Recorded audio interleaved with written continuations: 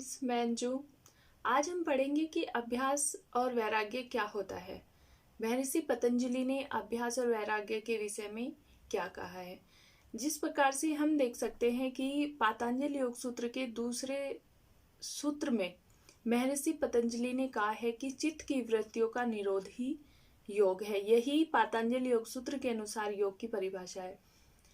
तो ये जो चित्त की वृत्तियों का निरोध ही योग है, इसके लिए इसको हम इस प्रकार से समझ सकते हैं कि जो ये चित्त की वृत्तियां हैं, इनका किस प्रकार से निरोध किया जाए। ईश्वर या आत्मा कोई प्राप्त करने वाली वस्तु नहीं है, वह शाश्वत है, हमेशा है। लेकिन उसका साक्षात्कार हमें क्यों नहीं होता? क्योंकि जो हमारी चित्त की वृत्तियां हैं, इनके कारण ये इतनी चंचल होती हैं कि इनके कारण हम स्वयं का साक्षात्कार नहीं कर पाते हैं।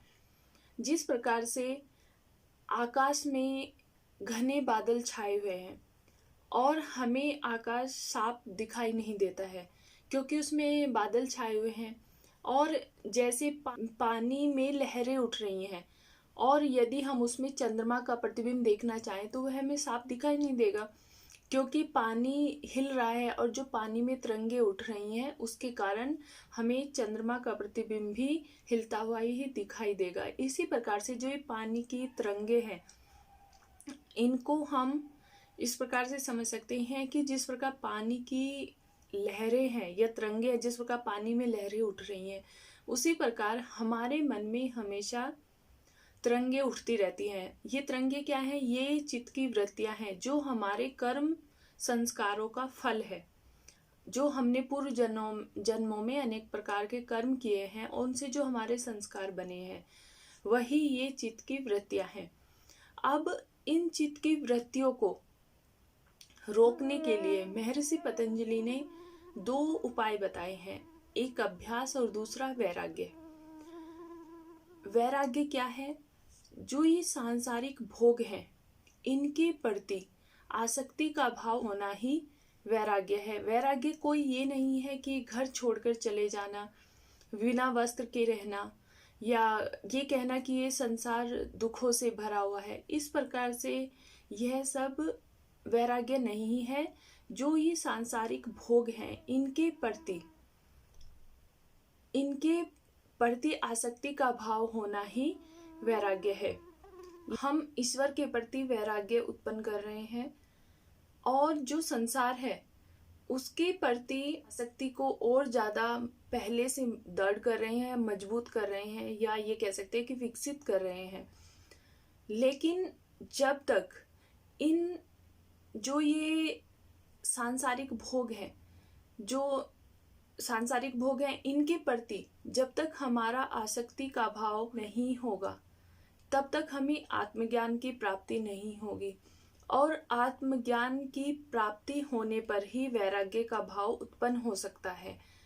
जिस प्रकार से श्री कृष्ण जी अर्जुन को समझाते हैं कि हे अर्जुन, यह मन बहुत चंचल है, इसको वश में करना कठिन है, असंभव नहीं है। इसको अभ्यास और वैराग्य के माध्यम से वश में किया जा सकता है। महर्षि पतंजलि ने दो प्रकार के वैराग्य बताए हैं, एक अपर वैराग्य और एक पर वैराग्य। सबसे पहले हम अपर वैराग्य देखेंगे। अपर वैराग्य क्या होता है? जो ये हमारी इंद्रियां हैं, ये भोग का साधन है। अर्थात भोग का साधन किसको कहा है? इंद्रियों को कहा है। क्योंकि जो भी हमें ज्ञान का अनुभव होता है या जो भी हम भोग करते हैं, वो अपनी इंद्रियों के माध्यम से करते हैं। और जब हम इन इंद्रियों के माध्यम से कोई भोग करते हैं, तो हमें उसका उपयोग करने से या उस वस्तु का उपयोग करने से जो आनंद का अनुभव होता है या जो खुशी मिलती है, उसके प्रति हमारी तृष्णा और बढ़ती जाती है। और कई बार तो ऐसा होता है कि जो सिर्फ सुना है या जिनके बारे में हमने पढ़ा है, उनके प्रति भी हमारी तृष्णा बढ़ती जाती है।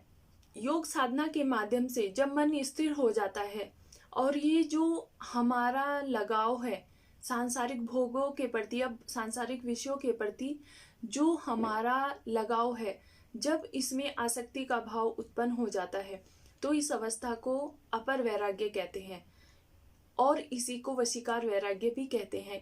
वशीकार वैराग्य में जो साधक है उसको स्वर्ग के भोग की भी इच्छा समाप्त हो जाती है, ऐसा महर्षि पतंजलि ने पातंजलि योग सूत्र में कहा है।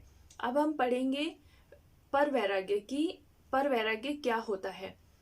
देखिए, जो अपर वैराग्य है जिसको वशीकार वैराग्य कहा है, उसमें हमारी जो इंद्रियां हैं वो शांत हो जाती है, लेकिन उनका पुनः जागृत होने की संभावना रहती है। और जो पर वैराग्य है वो वैराग्य की उच्च अवस्था है, उसमें जो हमारी जो ये है प्रकृति है, इसके जो गुण है उनके प्रति हमारी तृष्णा का भाव उत्पन्न हो जाता है, अर्थात उनके प्रति भी वितृष्णा हो जाती है, उसी को पर वैराग्य कहते हैं। और इन गुणों में तृष्णा का भाव कैसे पैदा होता है? जब योग साधना के माध्यम से योग साधक आत्मज्ञान को प्राप्त कर लेता है, अर्थात उसे आत्म साक्षात्कार हो जाता है, तब उसका प्रकृति के गुणों के प्रति आसक्ति का भाव हो जाता है। और जो वशीकार वैराग्य है उसमें जो हमारी चित्त की वृत्तियां हैं वो वापस जागृत हो सकती हैं, हमने सिर्फ उनको वश में किया है, उनका अभाव नहीं हुआ है। तो इनका पूर्णतः अभाव आत्मज्ञान होने पर परम वैराग्य की जब स्थिति आती है उसी में इनका पूर्णतः अभाव होता है, और इसी को परम वैराग्य कहा है क्योंकि यह वैराग्य की सर्वोच्च अवस्था है। और इस प्रकार से ये जो हमने पर वैराग्य पढ़ा और अपर वैराग्य पढ़ा, इससे हमें समझ में आता है कि जो यह वैराग्य है, वैराग्य की अवस्था यह स्वयं घटित होने वाली अवस्था है। और कैसे घटित होती है?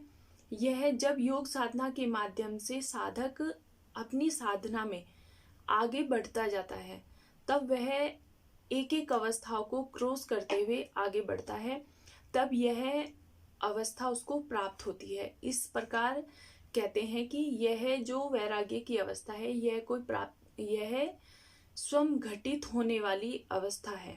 इसीलिए महर्षि पतंजलि कहते हैं कि वैराग्य लिया नहीं जाता, वैराग्य घटित होता है, इसको महसूस किया जाता है। इसके लिए एक बहुत ही अच्छा एग्जाम्पल दिया है। जिस प्रकार भगवान कृष्ण का जन्म होता है, उस समय जो सभी अज्ञानी पहरेदार हैं वो सब सो जाते हैं, और जो ये ताले बेड़ियां सब लगे हुए थे, जितने भी बंधन लगे हुए थे वो सब छूट जाते हैं, और जो चेतना है वह इस अज्ञान रूपी कारागृह से बाहर निकलकर मुक्त हो जाती है। यही अध्यात्म का रहस्य है। अभी हमने देखा कि वैराग्य क्या होता है, कितने प्रकार के वैराग्य हैं। अब इस वैराग्य को किस प्रकार से प्राप्त किया जा सकता है, इसके लिए महर्षि पतंजलि ने अभ्यास की चर्चा की है कि अभ्यास करके किस प्रकार से वैराग्य को प्राप्त किया जा सकता है। महर्षि पतंजलि कहते हैं कि जब मन को कंट्रोल में करने के लिए बार बार यत्न किया जाए तो उसको अभ्यास कहते हैं, क्योंकि हमारा जो ये मन है यह बहुत चंचल है, कभी इसमें हजारों प्रकार के विचार आते रहते हैं, एक क्षण भी ऐसा नहीं होता कि यह शांत हो। यहाँ तक कि जब हम सोते हैं तब भी हमारे मन में अनेक प्रकार के विचार होते हैं, और इन्हीं विचारों के कारण हमें स्वप्न भी आते हैं। इसीलिए इस मन को किसी एक ध्येय की ओर स्थिर करने की बार बार प्रयत्न करना, कि यह मन किसी प्रकार से स्थिर हो जाए, इसका बार बार प्रयत्न करना ही अभ्यास कहलाता है। हमारे शास्त्रों में अभ्यास की अनेक विधि बताई है, जिस प्रकार से ध्यान करना, भजन कीर्तन करना, और अपने गुरु द्वारा बताए गए मंत्र का जाप करना, और अपने जो इष्ट हैं उनकी मूर्ति का ध्यान करना, त्राटक करना, अपने ही शरीर में किसी स्थान पर, जैसे भूमध्य पर बताया गया है, हृदय स्थान पर बताया गया है, इन पर नाभि चक्र पर बताया गया है, इन पर ध्यान करने से जो हमारा मन है वह स्थिर होता है और इससे मन की शक्ति बढ़ती है। अभ्यास के लिए महर्षि पतंजलि ने 3 बातें बताई हैं। इसके लिए सबसे पहले कहते हैं कि जो अभ्यास हम शुरू करते हैं वह इस प्रकार से करें कि निरंतर करें और नियमित करें। ऐसा नहीं है कि उसको हमने आज किया और कल छोड़ दें, उसको लगातार करते रहें और नियमित करें, यानी कि प्रतिदिन करें, लंबे समय तक करें। जब हम किसी कार्य को लंबे समय तक करते हैं, लगातार करते हैं, तो उसमें एक परफेक्शन आती है। और योग में समय की कोई पाबंदी नहीं है। इसमें यहाँ तक कि महर्षि पतंजलि ने यहाँ तक कहा है कि इसमें हमारा पूरा जीवन तक लग सकता है, लेकिन जो हमने प्राप्त किया है योग के माध्यम से वह हमारा वेस्ट नहीं जाता है। जब हमारा पुनर्जन्म होता है तो वह हमें प्राप्त हो जाता है, अर्थात उसको हम भूलते नहीं हैं। योग में ऐसा बताया है। और दूसरा आता है श्रद्धा। जब भी हम कोई कार्य करें, यहाँ पर अभ्यास की बात हो रही है, जब भी हम कोई कार्य करें या योग साधना का अभ्यास करें, उसके लिए हमारी श्रद्धा होनी चाहिए, आदर सत्कार होना चाहिए। जब हमारा किसी कार्य के प्रति श्रद्धा नहीं होगी तब वो हमारा जो कार्य है वह सफल नहीं होगा, हमारा उसमें मन नहीं लगेगा। ठीक है। और इसीलिए जैसे कई मंदिरों में पुजारी होते हैं, वो सिर्फ दान दक्षिणा के लिए वहां पर रहते हैं। उन्हें इतना ज्ञान नहीं होता कि मैं यहाँ पर योग साधना के माध्यम से अपने जीवन को सफल बना सकता हूँ, क्योंकि उसको ज्ञान नहीं है। इसीलिए इस प्रकार से किसी भी कार्य को करने के लिए उसके प्रति श्रद्धा का होना आवश्यक है। इसके लिए महर्षि पतंजलि ने एक उदाहरण भी दिया है। पतंजलि योग सूत्र में एक जगह एक उदाहरण है कि बद्रीनाथ मंदिर में एक पुजारी थे, वो भगवान की मूर्ति को अलकनंदा नदी में फेंककर चले गए थे, क्योंकि उनको दान दक्षिणा नहीं मिलती थी, इसलिए उनको श्रद्धा नहीं थी उनमें और वो उनको फेंककर चले गए। जब श्रद्धा नहीं होगी तब हमारी दृढ़ता नहीं बढ़ेगी, और जब श्रद्धा होगी तब जो दृढ़ता है वह तभी बढ़ेगी। और दृढ़ता बढ़ने पर फिर कोई समय की पाबंदी नहीं रहती कि हमें बैठकर ही अभ्यास करना है।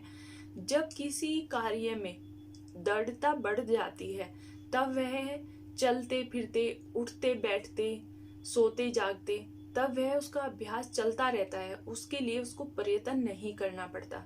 इसलिए महर्षि पतंजलि ने कहा है कि श्रद्धा और दृढ़ता और निरंतरता, नियमित और निरंतरता योग साधना में बहुत आवश्यक है। आज हमने इस टॉपिक में पढ़ा कि वैराग्य क्या है और अभ्यास क्या है। वैराग्य के प्रकार के बारे में पढ़ा और अभ्यास के लिए जो महर्षि पतंजलि ने बताया है उसको हमने इस टॉपिक में पढ़ा। आई होप आपको यह वीडियो पसंद आई होगी। यदि इससे रिलेटेड आपका कोई क्वेश्चन है तो आप मुझे कमेंट सेक्शन में भेज सकते हैं, और यदि आप चाहते हैं कि मैं किसी टॉपिक पर कोई वीडियो बनाऊं तो आप मुझे उस टॉपिक का नाम भी टाइप करके उसमें SMS कर सकते हैं। आज के लिए इतना ही। मिलते हैं नई वीडियो में नए टॉपिक के साथ। Thank you. नमस्कार।